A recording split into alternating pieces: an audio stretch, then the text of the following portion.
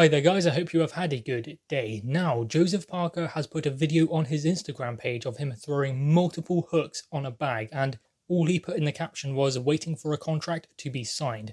Now, I'm guessing that contract is Junior Fa, who he is hoping to face in New Zealand and have an all New Zealand showdown with Junior Fa. It will be exciting to see Joseph Parker back in the ring. The last time he fought was against Showdown Winters, and he got a 5th round knockout victory. But that was kind of overshadowed because a 4-0 novice, Alan Babbage, knocked out Shawndell Winters in 2 rounds at Fight Camp. But he did kind of just go for him straight from the start. I mean, Joseph Parker didn't necessarily do that. And Shawndell Winters weighed, 13 stone? So he wasn't really a heavyweight in there with essentially a cruiserweight, because Alan Babbage wasn't even a heavyweight in that fight. But ultimately, Joseph Parker hasn't fought since then, which is a long time out of the ring, but not long considering the likes of Anthony Joshua and even Alexander Usyk.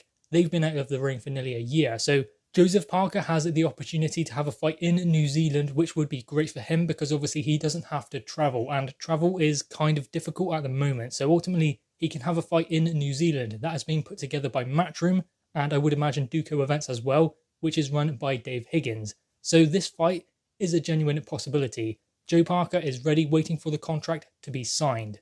And he was putting those shots together extremely well on the bag. Those left hooks he was whipping in were extremely powerful and extremely fast as well. Now, Joe Parker has never been someone who punches extremely hard. Not like Anthony Joshua, not like Tyson Fury, Deontay Wilder, not that kind of power, but he is extremely fast, especially considering sometimes he weighs in around 17 stone. So Joseph Parker is not a small heavyweight. I mean, Anthony Joshua often weighs in around 17 stone, so Joe Parker is a similar weight to AJ, even though he's a couple of inches smaller. So Joe Parker does slot in well to the heavyweight division. Durable, can take a punch, good movement, very fast as well.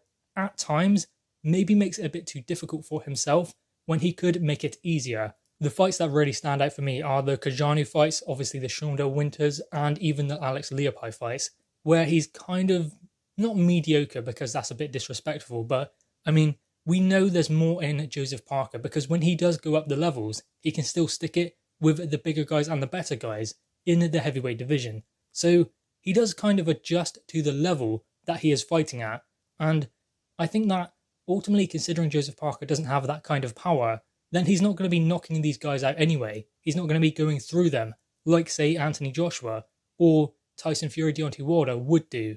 But then again, considering that, when he does move up the levels, I mean, he has victories over Carlos Takam and Andy Ruiz Jr., so he can get those victories at the top level. It's just, as I said, he does kind of adjust to his level. I mean, Tyson Fury was like that during his early career. He would struggle against fighters like John McDermott, and when he started stepping up, everyone thought that Klitschko would just blow him away because he's the guy that struggled against John McDermott and fighters like that. And when he is in there with fighters he should be stopping and knocking out, he doesn't. Many fighters before him did knock those fighters out. I mean, in there with Kevin Johnson, kind of laboured to a 12-round decision.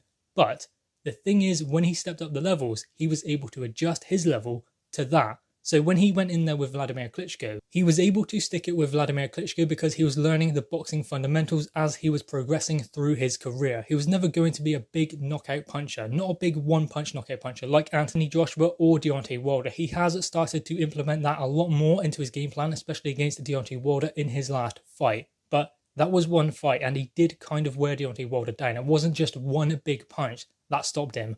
One big punch did drop him in the 3rd round, but I just think that if you consider maybe Anthony Joshua landing that kind of a punch on Deontay Wilder, it would have probably been over from that point. But still, Tyson Fury is adapting to that new style, so I would imagine in coming fights he will start to work a lot more power into those punches as he learns that Kronk style and turning his right hand over, getting more power into those shots as opposed to being on the back foot. And I think something similar needs to happen with Joe Parker. I think that he needs to start working a bit more on the front foot and maybe throw caution to the wind sometimes when he's boxing. He said that in his fight with Shawndell Winters, he was maybe getting a bit too stuck in at times with trading and stuff like that. And that wasn't good. I think it is good. I think that Joe Parker needs a little bit more dog in him. I think that at times, maybe that's where he fell short. Definitely in the Dillian White fight, because Dillian White decided that early on he was being outboxed by Joe Parker. That first round was won quite comfortably by Joe Parker. So what Dillian White done was turn it into a fight, make it rough, lean on him, push him back. The headbutt wasn't intentional, but ultimately those kind of tactics to make it rough in there for Joe Parker. Joseph Parker could not deal with that. He could not stick with White. So he kind of shelled up and played possum for the middle rounds. He came on strong late in the contest, but it was too late by then. So he has the fundamentals of boxing. He's been boxing since he was like 4 or 5. So he has that there. He has learned to be a good boxer and he's proven that. But at times, I think that he does just need to fight. I mean, in fights with like Hughie Fury, he was kind of following him around the ring, labouring a little bit, making it a bit too difficult for himself, when he was probably the superior boxer in there with Hughie Fury. And then you look at some of his performances against the likes of Leopai and Shondell Winters. Shondell Winters was a good fight. It was entertaining. And he was showing a bit more of that dog in him and fighting a lot more, which was positive, I think.